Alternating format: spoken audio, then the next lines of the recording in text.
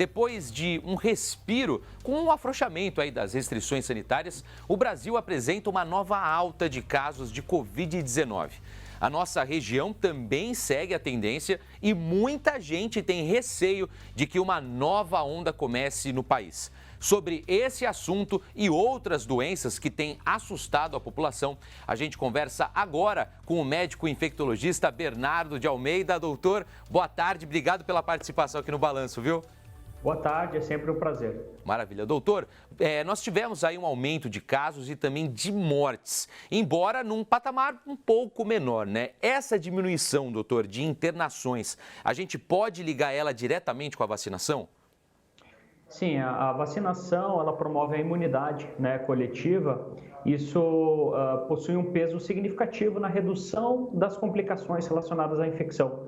Então, o vacinado, ele tem uma chance menor de ser hospitalizado e uma chance ainda menor de evoluir a óbito. Então, isso, sim, sem dúvida, impacta diretamente nessa redução da gravidade ao longo das ondas subsequentes que vivemos. Maravilha. Doutora, hoje a maior parte dos internados é de pessoas, a gente poderia, já existem, né, esse dado com relação ao número de pessoas internadas, a maior parte de pessoas não vacinadas?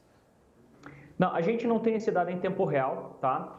Mas temos dados, sim, já publicados de referente aos casos no Brasil, onde a vacinação é o fator protetor, né, para hospitalização e óbito. Ou seja, indivíduos vacinados têm uma chance menor de internarem no hospital e de morrerem. Isso vale para todas as faixas etárias, né? Desde os mais idosos, que são aqueles que têm uma chance maior, né, por conta da idade mesmo, né, como um fator muito importante, e mesmo as crianças, né, que apesar de ter uma chance menor comparado ao idoso dessas complicações, mas ainda assim tem alguma possibilidade de ter essas complicações.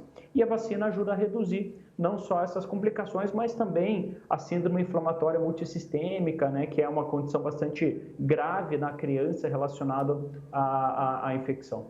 É aquela coisa, né, doutor? Mais do que os números, né? Eu acho que o que a gente consegue observar, né, o retorno da vida aos poucos, não naquele normal, mas aos poucos voltando, é reflexo dessa vacinação, né? Exato, a vacinação foi um grande divisor de águas do ponto de vista de enfrentamento à pandemia. É claro que há outros fatores que no decorrer aí desses últimos anos foram necessários, né? Lá no início, né, todos lembram, né, dos lockdowns, tudo fechado, naquele momento foi importante. O momento atual já é diferente, né? A gente tem uma condição imunológica na população que favorece já essa retomada. E apesar aí dessa perspectiva de nova onda, as complicações elas acabam sendo muito inferiores comparados ao pior momento que vivemos da pandemia, e os sistemas de saúde, ao que tudo indica, vão conseguir aí manejar. Claro que existem os cuidados, né, que cada um aí deve lançar a mão, sabendo, entendendo, né, os fatores relacionados à transmissão. Uso de máscaras, evitar aglomerações desnecessárias. Isso, todo mundo precisa, né, ter esse conhecimento, que agora depende mais realmente do indivíduo e do uso voluntário dessas medidas do que propriamente os decretos que foram necessários lá atrás. Doutor, a gente vê muitas pessoas com problemas respiratórios nos últimos dias, inclusive crianças. Por que isso aconteceu? É a mudança de temperatura? O que causa isso? A gente está entrando no período de sazonalidade que favorece a circulação de vírus respiratórios, e além disso, o fato de termos ficado 2 anos aí sob enfrentamento rigoroso aí da pandemia, do Covid-19, isso fez com que os outros vírus deixassem de circular, né? Ou tivessem uma circulação bastante reduzida comparado ao padrão normal, comparado à rotina. Com a volta aí à normalidade ou algo próximo disso, esses vírus voltaram, né, de uma forma mais intensa, com uma quantidade de pessoas que nunca tiveram essas infecções ou que tiveram há muito tempo.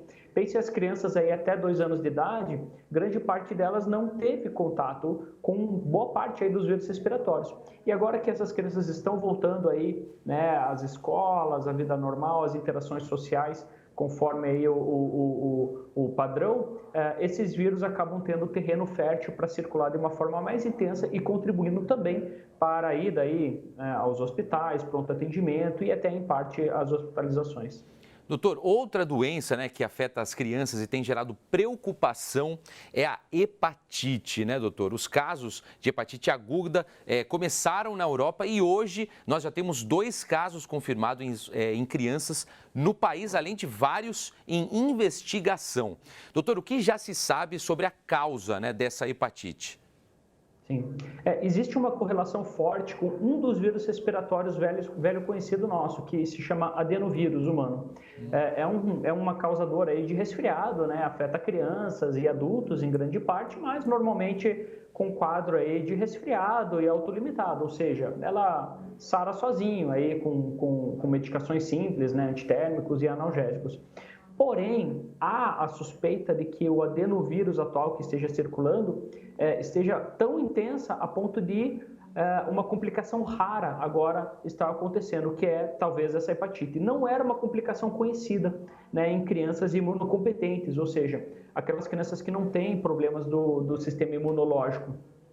Outra hipótese que também está sendo aventado é o fato de crianças que já tiveram Covid passam a ter um sistema imunológico mais reativo e a infecção posterior pelo adenovírus acaba tendo uma chance maior desse tipo de complicação, que é a hepatite. Tudo isso ainda está sendo investigado pelas autoridades, os sistemas de vigilância aí de vários países e Organização Mundial de Saúde devido aí ao potencial, né, a potencial relevância em saúde pública.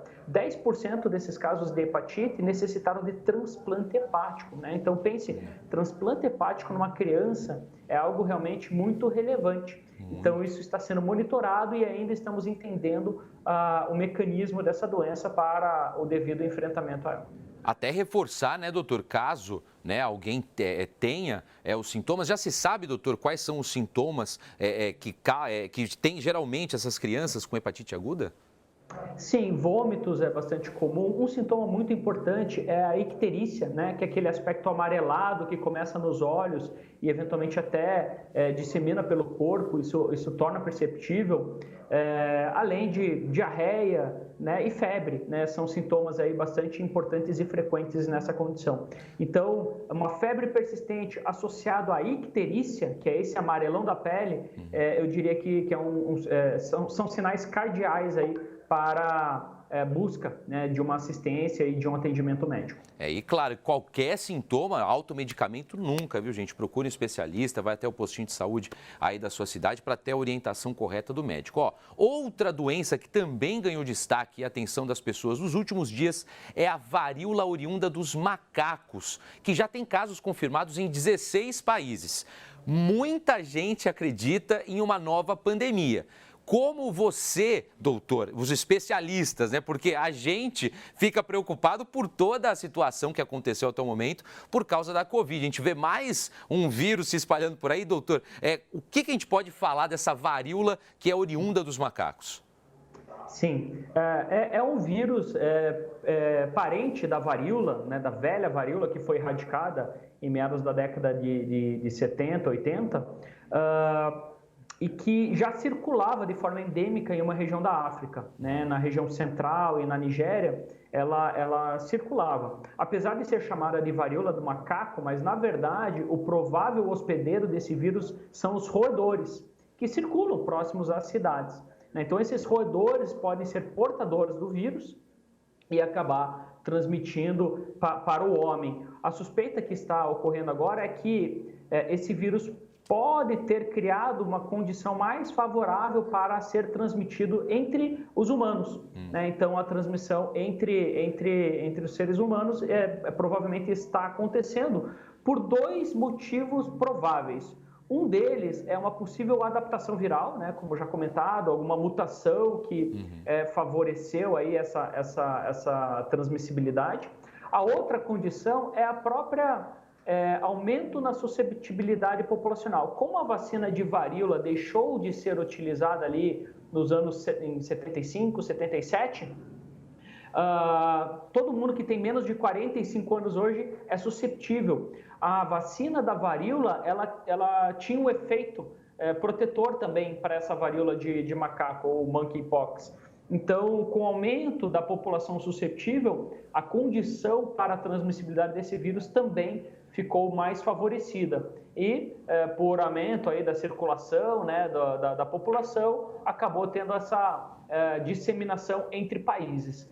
Provavelmente não será nada próximo do que o Covid, mas é sim uma condição preocupante, tendo em vista que há uma disseminação em 16 países já em diferentes continentes. É o pior surto de varíola de macaco fora da África, né? Então essa é uma condição sim preocupante, mas que a expectativa é que não seja algo tão crítico quanto o Covid-19, mas ainda muitas incertezas acerca desse assunto também está sendo estudado. São 150, um pouco mais de 150 casos confirmados no mundo até então. Maravilha. Doutor, muito obrigado aí pelas explicações. Uma boa semana para o senhor. Esperamos você numa próxima participação, principalmente essa última varíola do oriunda do macaco, né? Tem trazido bastante dúvidas. Muito legal ver uma palavra de um especialista. Doutor, obrigado, viu? Imagina, à disposição. Um abraço. Muito obrigado.